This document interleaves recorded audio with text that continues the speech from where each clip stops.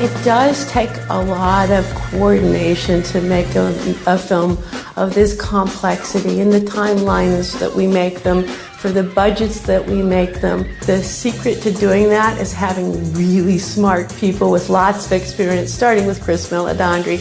Animation is the most collaborative medium that I've ever experienced, significantly more so than live action filmmaking.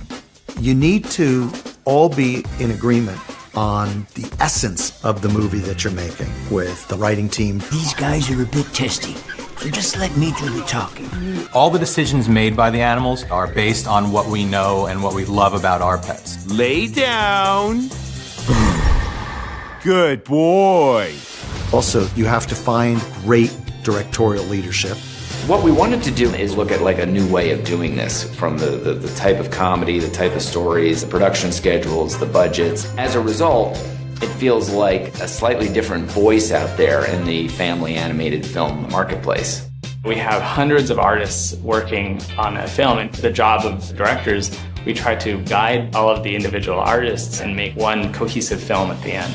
We're fascinated with the inner lives of our pets and highly curious about what they're doing and thinking when we're not around. The inspiration behind Pets was all of the pets that I've owned, my family's owned since I was a little kid.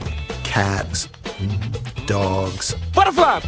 Butterfly! Butterfly! Butterfly! Butterfly! A bird. And what I realized as I became a parent and we started buying our own pets was we all invested these pets with these rich emotional lives. And whenever we'd come home, we would be thinking about the joy in our pets' faces and seeing us. Well, oh my, oh, she's back! Thinking about them doing things that were perhaps a little bit naughty that we realized that they had done while we were out. And it just struck me that I wasn't alone in thinking about what the inner lives of our pets were. And the minute I started to look at my own pets through that lens, I realized that everybody looked at their pets through that lens. And whether or not it's a real emotional life or a projected emotional life, it almost doesn't matter. Looking at the film, we can trace back where those instincts came from and whose pets inspired it. Lots of it came from our writer, Brian Lynch. Brian's been working with us for the last year plus, and a lot of the anecdotes of his life have made their way into the film. I had one dog who is amazing. She's a great dog. We got her the minute we moved into our house. My wife has never had one. She's like, let's go get a dog. And we went to the shelter and got a dog. And I got another dog a couple years later, and the old dog seriously looks at us like, wasn't I good enough? Like, why'd you have to do this? And the new dog looks at us like, how long is she gonna be here? Because I'm ready to just be the only dog. And they fight for a lap. Wait, what are you? I bet we can both fit in this bed if we really try. Let me scoot on in there. No, wait. Perfect. They fight for love. So I have to think, I hope they're working it out when we're gone, but I don't think they are. Hi, Max. Hey, Gidget.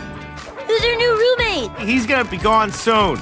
The second dog we got, he's an angry dog, and we don't know what happened to him beforehand. We got him from the shelter. But he's defensive. And the minute you show him love, he melts. Like, he's like, oh, you're the best. And I really think that fueled Snowball. Bam! Bam! That ball of fluff's got a screw loose. When I watch Snowball, he puts on this big act, but he just wants to be held and loved. And whenever I see him, I'm like, okay, that's okay. Thanks, Lou, because you just gave me that. I'm gonna love you forever and ever and ever.